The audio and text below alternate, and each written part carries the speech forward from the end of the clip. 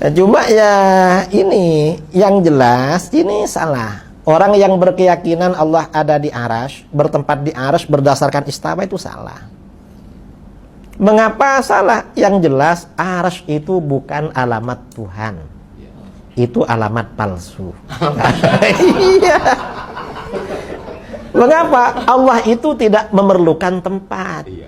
Allah itu maha suci dari bertempat. Terus kalau Allah di aras, pas dia turun sepertiga malam, terus yang duduk di situ siapa? Nah, ya itu persoalan. Terus kalau Allah duduk di atas aras, apakah Tuhan itu lebih besar daripada aras atau lebih kecil daripada aras? Lah, ini problem lagi.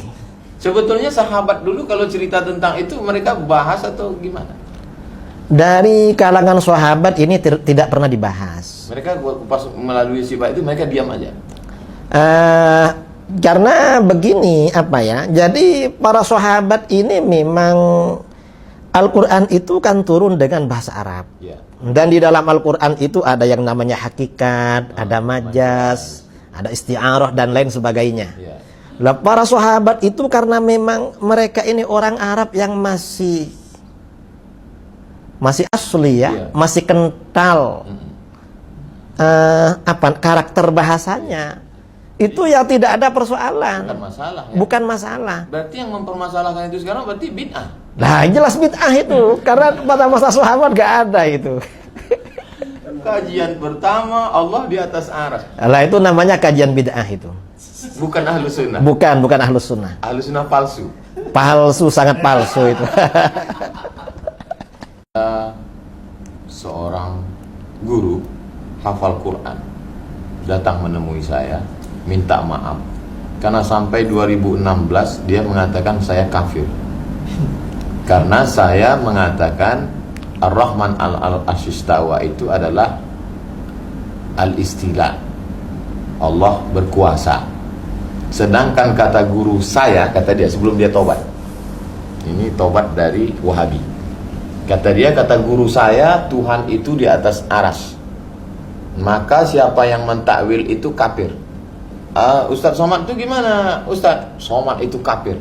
Jadi sampai 2016 Ustadz masih kafir. Baru akhir-akhir inilah Ustadz Islam. Dan dia minta maaf ke saya. Saya pikir begitu berbahaya. Tadi Kiai menjelaskan itu begitu simpelnya, sederhana. Tapi bagi masyarakat, berapa banyak Ustadz dan Kiai dikafirkan hanya karena mentakwil. Mereka harga mati bahwa Tuhan di atas aras. Siapa yang tidak menyebut itu kafir. Man lam yukafir fahuwa kafir. Bagaimana bahayanya ini kepada umat? Ya jelas bahaya. Karena mengkafirkan orang lain, mengkafirkan orang muslim itu akan kembali kepada dirinya sendiri. Walaupun kita tidak mengkafirkan mereka yang mengkafirkan kita. Saya tadi berharap Kiai mengkafirkan, jadi saya dapat legitimasi begitu. Masalah ini di kalangan Asy'ariyah terjadi khilaf. Sebagian ulama mutaqaddimin seperti Syekh Abi Ishaq Asy-Syirazi, pengarang kitab Al-Muhadzab.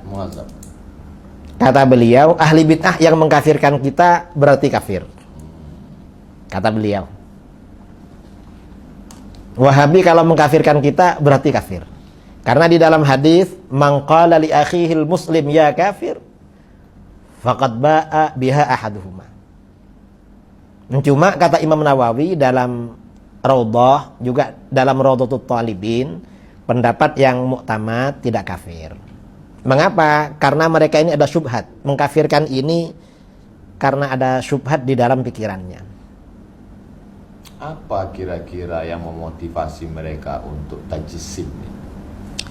Yang memotivasi mereka ya kurang belajar.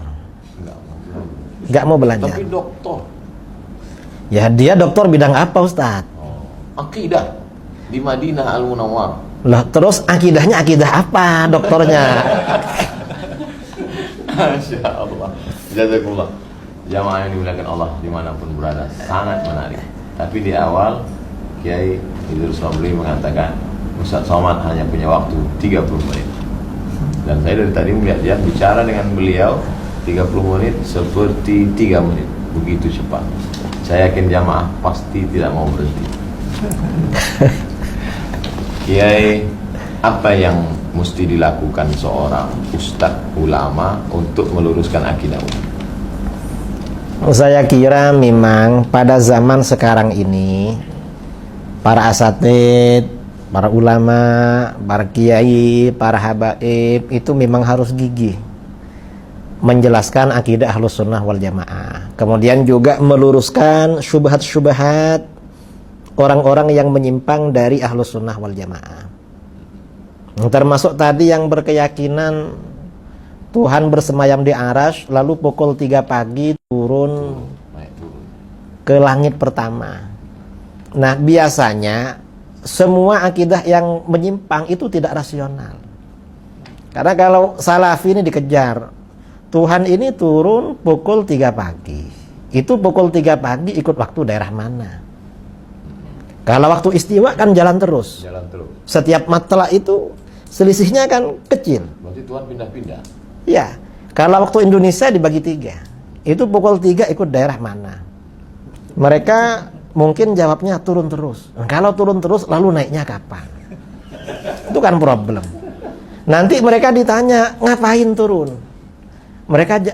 Mungkin mereka bilang, loh, Tuhan itu turun untuk mendengar doa kamu, makanya bangun sholat tahajud. Lalu kita tanya, apa kalau tidak turun nggak dengar?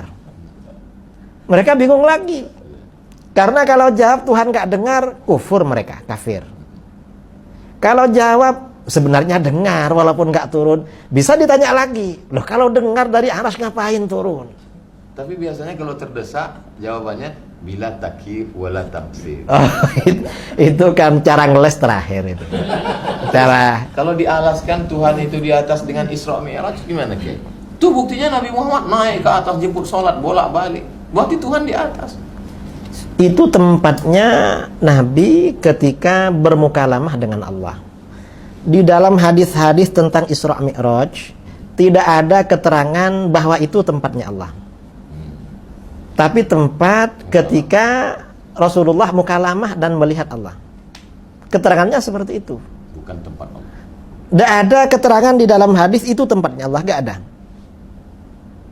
Karena yang Isra Mi'raj, yang membaca hadis-hadis Mi'raj kan kita kan. Mereka ini gak mau sebenarnya peringatan Isra Mi'raj. Lalu dipakai dalil, ya salah dong. Berarti dengar ceramah kita waktu Isra Mi'raj. Lah ya itu, bid'ah juga itu. Dialaskan lagi doa, Kiai.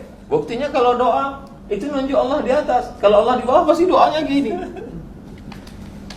Kata para ulama, atas itu qiblatud doa, sama dengan Ka'bah itu qiblatus shalah. Kalau tanah itu qiblatus sujud. Gak ada orang sujud itu ke atas, gak ada, ya pasti ke tanah. Makanya di dalam Al-Quran itu fasjud waqtarib, sujudlah dan mendekatlah. Kalau ini tidak ditakwil, ini bahaya, karena berarti Allah ada di bawahnya karpet ini. Berarti Wahabi ini kalau mau pakai otak sedikit aja ya.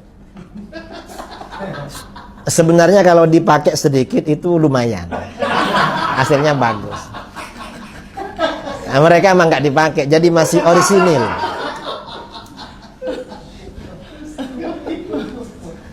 Jadi Kiai, bagaimana umat ini yang sedang perlu persatuan dalam bidang ekonomi, kita diserang babak belur dalam bidang politik, bagaimana komunis bangkit, tapi di dalam kita sedang dihancurkan barisan. Apa kira-kira mungkin nggak ini gerakan ini disusupkan untuk memecah umat Islam dari dalam? Itu jelas itu, bahwa memang kelompok-kelompok radikal itu memang disusupkan untuk memecah kita dari dalam. Iya, dan memang yang mendapat himayah, perlindungan dari Protek, ya. mendapat protek dari barat, kemudian juga dana tamwil, itu kan kelompok-kelompok radikal. Besar duitnya, Kiai. Ya gak tahu lah, kayaknya iya. Dulu saya kan nonton video Kiai itu yang katanya ada $2.000. Saya waktu itu 1.500. 1.500. Udah turun atau memang? Gak tahu, kalau itu yang cerita ke saya itu mantan Ustadz Wahabi. Tobat. Dia bilang, saya waktu ceramah di Bogor tuh Ustadz. Iya. Kiai tahu berapa gajinya Ustadz Wahabi? Gak tahu. Saya tahu Kiai. Berapa? $1.500. Lo kok tahu? Saya mantan katanya. Berarti kalau